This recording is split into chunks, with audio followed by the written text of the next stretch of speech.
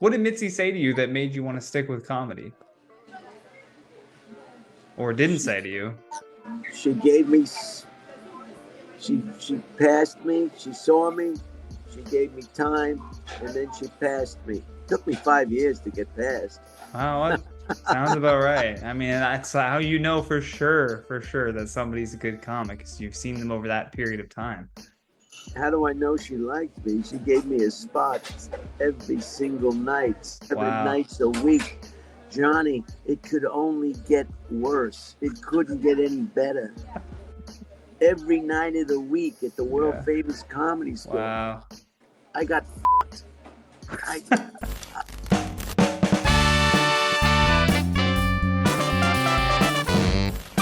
Hey, that works. How's that? That's perfect. Welcome to the Johnny Rogers Show. What are you eating? Sunday? Chocolate cake with a scoop of vanilla ice cream because they don't have chocolate and some whipped cream. Nice. I don't know if you can see it. Have you done a thank God it's Tuesday video for that one yet, or? No, I haven't. I'm doing this right now. Okay, all right. Johnny. Well, thank God it's Tuesday. When did that start for you? Because I was looking through your Instagram and I was like, I'm noticing the trend of you doing those blessing videos. So thank God. Did it just come to you where you're like, you know what? I'm just gonna tell my followers that I'm grateful for today and here's what I'm doing. Yes. You're like, let me just do it. I like that in people that just act on ideas. I never really was a fan of anyone who, said, oh, it'd be a really great idea if we did this, and then they just never did anything. Have you always been that way? Well, I try to be original and come up with things that come in my head. Sure. Yeah. You're in Canada, are you, Johnny? Yeah, I'm in Ottawa. You just did a show with like Black Zeus and Jason Rouse, Aaron Belial too, I think. Sorry about the Edmonton Oilers. Whatever. I abandoned the Toronto Maple Leafs, seeing as though they've never won. That was my team forever, was the Toronto Maple Leafs. But I think the last time that they won the cup was like 1965, I want to say. It's been a long time. So as soon as the Las Vegas Knights became a new team, I was like, well, I'm gonna jump on that bandwagon, become a Knights fan. Right. Yeah. What was it about the word Tuesday that made you want to do that as the word, just because that's the day today? Yeah. Oh, no, I didn't. You mean the word that you want me to pick? Yeah. You just said Tuesday, and I was like, all right. Oh, no, I'm sorry. I just thought you was talking about something else. No. The word that I'm picking is eclectic. Eclectic. I like that. So why did the word eclectic come to mind for you? It's always a happy time or a good time when you meet people or situations that are eclectic. It's sort of like if you would describe the Star Wars bar, that would be eclectic. Different people with different hobbies and just totally different people put together, and you have a very eclectic group of people. Yeah. Yeah. That's what I love about comedy, honestly, is the amount of eclectic people that you meet, the amount of people that come from all different walks of life that decide to do this. What was it about like growing up in Long Island? Do you think that helped shape your comedy style today?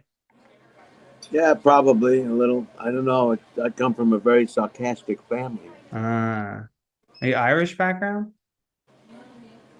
Portuguese. Portuguese. Okay. Way off. Yeah, it's like when did you always have that sort of like rant style where you're like attacking the crowd? Because I've seen a few of your sets and I watched some of your special too. Was that Well, like, is that what you started with, or did you kind of find that throughout the years of doing comedy? I think it's evolved as perhaps my comedy got a little bit more dicey. Then it was up to more uh, it was challenged more by the audience. Mm. And as a result of being challenged by the audience, I have to push back. Yeah. So did that come like at the Comedy Store doing those late night sets? It certainly didn't hurt. Yeah. Yeah. Because I remember I visited LA probably in 2019 was the last time I was there. And I went there like every single night that I was in town and just watched right until it was like closing time because I just wanted to see how are these comedians performing in a room where it's like people are tired, they've watched all different types of comedy. Was there anything that you sort of like leaned on in those moments to sort of help you get through maybe a crowd that's not really like either ready to laugh or they're laughed out or they're just tired? No, I just tried to go for the, the people that stay really late. They're the really comic aficionados. True. And the people that are just taking up space, you know, that's their problem. Yeah. Was there anything that like inspired you to become a comedian? Like I know I saw on your bio that you were honorably discharged from what did it say here? The U.S. Air Force. From the Air Force. Yeah, yeah. What happened there? What led to your honorable discharge and what then brought you to the Bay Area to start doing stand up? I uh, I think I got the comedy bug. I performed at a banquet on base. They asked me to be the MC, and I think that's where the seed was planted. Hmm. Then I got a job with United Airlines in the Bay Area, which is a big comedy town at that time. And I started to do it. And it was very much fun. And then I left the Bay Area and figured I'd go down to the Comedy Store and see what the heck. Oh, thank you. See what they're gonna say. And she ruined my whole life. Oh. She ruined my whole life. How so? What happened? My whole life has been destroyed. I just wanted to go to the Comedy Store Yeah. and put a nail in it. They'll tell me whether I'm funny or not. They'll get this. I can say I tried. Yeah. I nipped it in the butt, and now I can go on with my life and be a normal person. And that didn't happen, Johnny. What would you have done though if you had been told like, I hey, would have went up. I would have went on with my life. wow, Like yeah, normal well, people. would have went back to Long Island or No, I'm still working for the airline. oh yeah, I guess you could have just gone back to the airline. You should do Gone that on. now. Just gone on and be a normal person. Just for shits and giggles, go back and work at the airline for a bit. Yeah. Just better.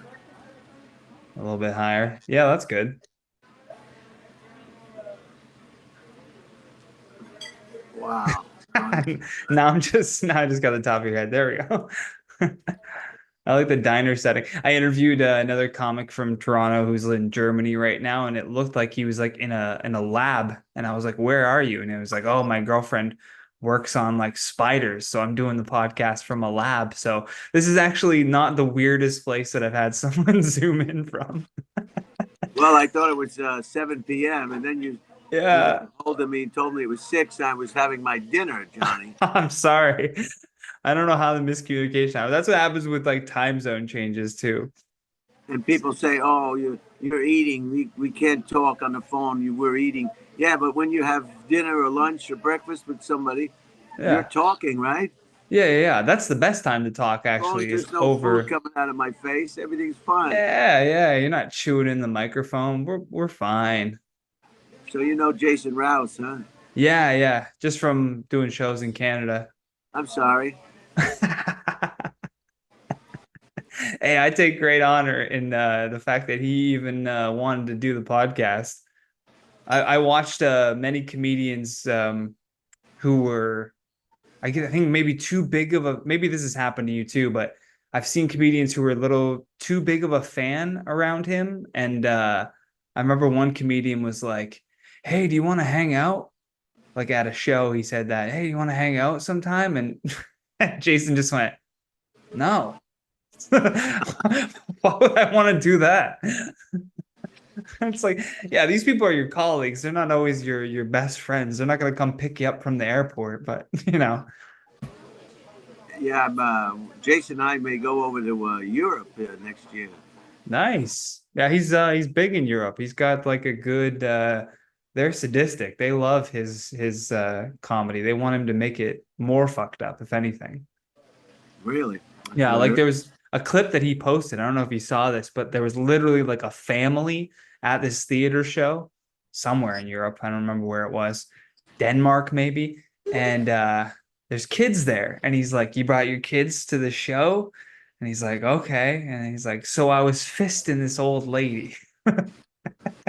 The pa- And you see that's the my parents just start going crazy, like just start laughing, and you're like, they just don't care there. They're not worried that their child is going to be like, traumatized by the man on stage saying things.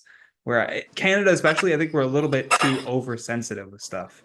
that's my favorite bit. That's the paint can. Yeah, yeah, yeah. That's the paint can. Oh yes, that's one of my favorites. So fucking funny. So good. I can't Well, quite do the sound effect, but it's just a wonderful, wonderful structured uh, bit. I mean, the detail and the work that went into that yeah. paint can bit. It's just it's unbelievable. Yeah, yeah. No, he's definitely a generational talent for sure. Um, uh, what was it like touring in Canada with the Danger Cats? Because I saw them posted videos Oh too yeah. of you getting walkouts at the Yuck Yucks, which I think Mark Breslin loves that. Like he told me when I had Mark Breslin on my podcast, he told me about bringing up who was it, Sam Kinison, and Sam Kinison had walked like the entire crowd, and he came up to him after the show and he gave him the money for the show, and he said, that's your pay, and here's more money for doing what you did tonight. And he looked at him kind of weird, and he's like, if you can walk the crowd tomorrow night, I'll pay you double. Because he's like, I want the most raunchiest shit coming out of my comedians' mouths, like no filter. Don't think about like, is anyone going to be offended by this? Just purely about what's funny, and that's it. Wow. Yeah, he's Yeah, a I met Mark Breslin and I enjoyed his company. I played with the Danger Cats, Uncle Hack, Sam, and Brett, and we played Calgary and Edmonton and Toronto. what show do you think had the most, I don't know, triggered audience, or the most offended audience? Where did they hate you the most? That's what I want to know. Well, I don't know if they hated me, Johnny. Again, the key word today is eclectic. I think Sure. they were They trying had to get to know me, and they didn't know how to do that. It comes off as hatred, but I don't believe it's really hatred. Yeah, I guess that's a strong word. It's we have a we have a situation of failure to communicate. Yeah, yeah, yeah. You didn't understand that I was joking. That's okay. I thought the comedy club might have given you some signs, but maybe not. I usually don't go into an establishment called Yuck Yucks and expect to get a history lesson, you know. But some people are different, so to each their own. Uh, I saw that you had a podcast also. Do you still do your podcast called Dead Air? It may resurface. Okay. It may Bit resurface. bit of a hiatus. What was sort of like the thought process behind creating that podcast, and like how is podcasting for you? Because I'm sure as Oh, a comedian you've been doing comedy longer than podcasts were introduced, right? So then when that comes along, how do you navigate these new things that are being added into the comedy scene? well, I have somebody who knows how to plug in all the wires, Mm-hmm. and and that was Red Band. You know, Red Band, the Podfather. Truly. And he was the producer, so that made it very easy for me to just go in and do what I like to do. Just have some items of interest. Do you like items of interest? Oh yeah. What were your items of interest? Oh, they were always different, you know. Is it just you ranting? Like, is it you on your own? No, but I get passionate about certain things. But we Okay. had a couple of guests, and, you know, we did the weather. We swore in the guests. Uh, we encouraged them to tell the truth, the whole truth, and nothing but the truth. So help me God. We encouraged them to be patient. Everybody likes to hear about the weather, Yeah. and everybody loves items of interest. But a lot of guests did not. Hmm. So that was the challenge. Yeah, it is a tricky thing. Like my podcast has been like 100% just guests. And a lot of the time it's situations like this where we're meeting for the first time. So I always find it interesting, like the fact that we're recording our first interaction and then just I'm gonna upload that and people are gonna listen back to it. Like that's what I love about podcasting is it gives me a chance to connect with people that I might not normally get a chance to connect with, like yourself. Yeah, who knew it was going to get so big? Yeah. You know, How's it been from you, like for like being in a scene like LA to now being in Austin? Like what do you miss about LA, but what do you like about Austin? there's a pizza parlor called Joe's right near the Comedy Store that I miss a lot, Uh, you're and like, I that's miss it. and I miss my residents sometimes. I've kept my residence over there, and it's just it's like a breath of fresh air. Joe Rogan built this brand new club, and he invited me to come out and perform inside it. So it's like I couldn't be more happy. It's like a lot of comics are moving to Austin. Hmm. It's like it's like comedy camp. There's so many places to get up and perform, and it's just wonderful. And you're surrounded by like other people who are doing it at such an elite level too. It must help you keep you like on top of your game too, right? Yeah, you gotta bet. You gotta be a banger. Yeah, yeah. You What's got what's that like to have that sort of that must feel pretty validating to have, someone like Joe Rogan who's single-handedly built a scene.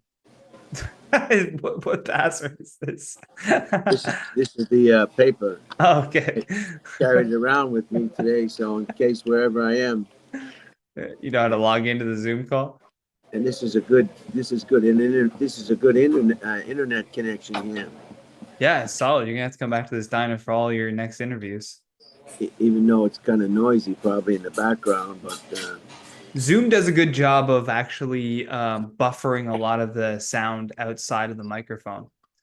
Because I right. was I was doing a podcast and there was somebody, I don't know, in the unit underneath me that was doing construction on their ceiling. It sounded like just this drilling constantly. And then I was like, oh, that's gonna fuck up the whole interview. And then I went back and listened to it, couldn't hear a thing. Wow, yeah, this is technology. This is Star Trek right now. This is Yeah, Star Trek. yeah. Did you ever see this Beam me coming? up. Beam me up, Spock. What's that? I said, did you ever see this coming? The amount No. of people moving to Austin, the amount of Or, podcasts, the or COVID. No one saw COVID. COVID Yeah, coming. yeah. How did you like what was that like navigating that for you? Did you immediately Oh, I enjoyed the time off. yeah. I guess for a lot of people it's like it was finally a touring break, right? No, some of them they were having in LA, they were having parking lot shows. Ah, People would sit in their car. You think they'd be sick of their car with all the traffic in LA. And they would sit in their car and they would beat the horn if they thought the comedian was funny. I mean, I felt like, what a cry for help. Why don't you kill yourself? Why don't you kill yourself? Are you kidding me? Yeah, I yeah. enjoyed the time off because, as a comedian, as yourself, we're always thinking about what we're going to, What's the next bit? and, Yeah.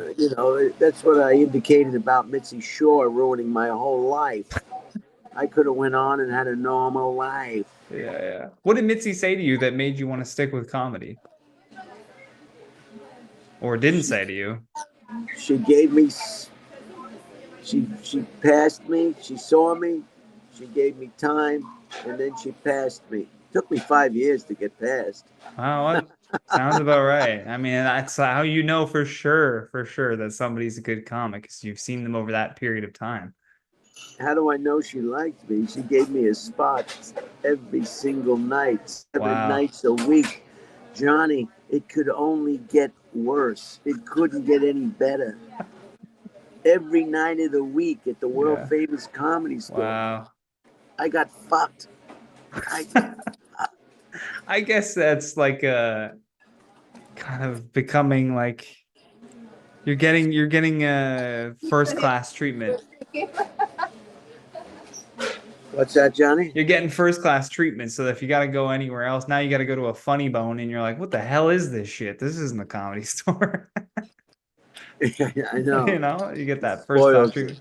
Did she ever give you like good advice, or did she ever give you something that stuck with you like throughout the years?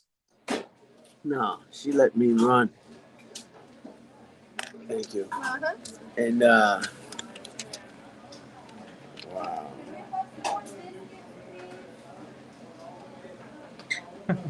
What's on the bill? Oh, this is a great place. What did Brian Holtzman have for lunch or for dinner I got today? a senior spaghetti, slice of rye bread, and it comes with a nice salad with Thousand Island dressing. Nice. That was $7.99. Get a seniors discount? I can order off the senior menu, Johnny. There's a menu? Oh wow, we just discount 10% here in Canada. Wow, I gotta move. I gotta move before I'm 60. This place is garbage. It's burning as I speak. $8.65. You can't. God, you can't beat that. Oh, I need proof. He's got the literal receipts. See, people, this is why you have to subscribe to the YouTube page. If you're listening to this on Apple or on any of the other podcast platforms, you got to watch it on YouTube. There's no other place that you can see Brian Holtzman's receipt from dinner. $8.65. Brian, I couldn't even. I went to see Monday Night Raw last night in Ottawa, the wrestling show, right? Oh With wow, WWE. that's a lot of fun. Oh, it's a fun time. Wrestling shows are great. You're in the middle of like live theater that's got aggression and all this. It's perfect. But you go to the stand. I got 2 slices of cheese pizza, and 2 like a Heineken and a drink for my lady, and it was like $58. I was like, get the fuck out of here. $58 for 2 This is out of control. It really is. Yeah, yeah. I'm like, now I remember why I don't go to stadiums. I see a receipt for $8 and I'm like, oh God, I gotta get out of here. Everything is an arm and a leg, yeah. But this is a very reasonable. No, I'm that's in Austin, great. Texas right now. Shout it out. What restaurant are you at? Let the people know. Gyms. Gins? Yeah, I'll get the menu in a second. Oh, okay. I don't like to cook, and I don't like to go to the supermarket just for the same thing you said. You get a few items, and it's a lot of money. I'm sure it's expensive way up there in Everything's expensive. Canada. It's crazy. crazy. Menu, please? Thank you. Here's the menu. Well, we got gyms. I don't know why you said gins. Nice. Is it a chain restaurant? Yes, it is, Johnny. You took offense to that. Support your local. Jim's, though, does sound like it's some guy that just lives in Texas. Welcome to Jim's.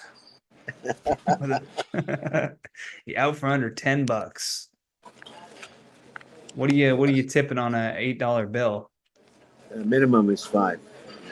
Minimum $5 or 5%? $5. Okay. That's a solid tip for an $8 bill. That's amazing.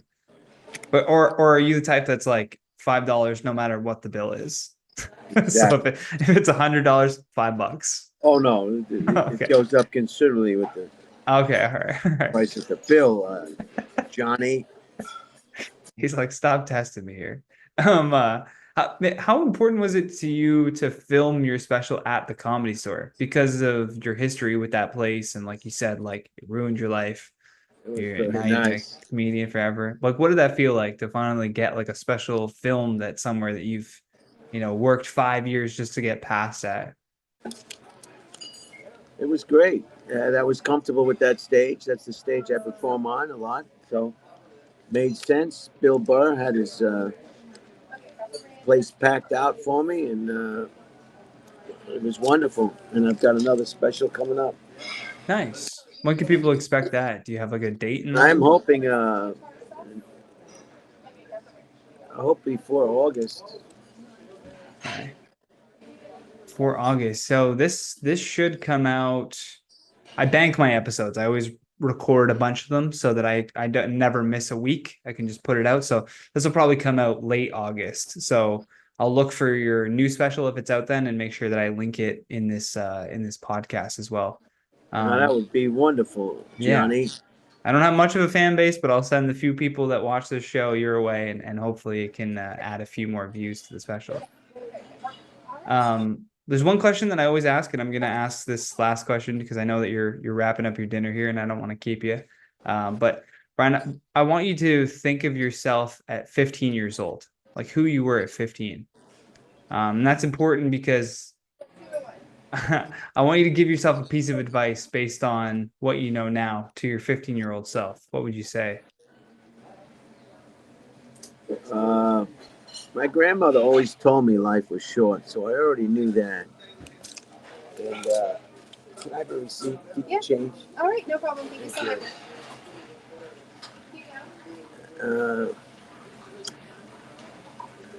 I guess my advice would have been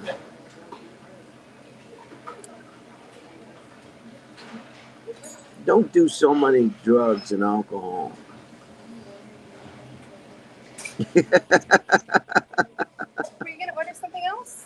No, I'm fine, thanks. Okay, just checking. Thank you. No? Yeah, I guess because you asked for the menu, she thought like, oh, I'm gonna get him for another round here. Yeah, I guess I would tell a young person today, you're gonna grow up in your middle years, before you become fully evolved. Watch out for the alcohol and the street narcotics. You need that Watch pulled you out down for a that. bit. Watch out for that needle of the big H hanging out of your arm. Because Yeah. you miss a lot of years. If it wasn't for my transgressions in that theater, I could have been an astronaut. I could have been a brain surgeon. Hell, Johnny, I could have been a realtor. I love how you've come down from astronaut to brain surgeon to realtor. I could have been a realtor. I could have told people, this is the kitchen, this is the bedroom, this is the backyard. The best. That'll be $10,000, please. Yeah. This is the front yard. This is the garage. That'll be $10,000, please. What a racket! What a racket they have. Yeah. It's just someone was just murdered in the house too. They're like, it's beautiful. There's, if you like ghosts, there's lots of them in here. Yeah, they're not going to tell you that much. I'll share for people that are watching on YouTube. It's Brian Holtzman on Instagram, at Holtzman Brian on Twitter. If you want to go watch the special as well, go subscribe to Brian's YouTube page. It's Brian Holtzman Now, and then the special is actually on the Comedy Source page. It's called Cancel Holtzman. No, it's on my. It's on your page too. Okay, great. You can watch it on. Right there. my YouTube channel. Okay, perfect. Matter of fact, if you just type in cancelholtzman.com, it'll come right up. Nice. So go to cancelholtzman.com to watch that special. And then, like I said, check for the comments down below and I'll link to the new special as well. Brian, thanks so much, man, for agreeing to come on the show. It was wonderful to meet you. And yeah, hope you have a great rest of your day. Thank you, buddy. You take it easy now. Right. Thanks for having me, buddy. Take care, man. Take it easy. Later. You've been listening to The Johnny Rogers Show. New episodes air every Friday at 8 p.m. Eastern Standard Time.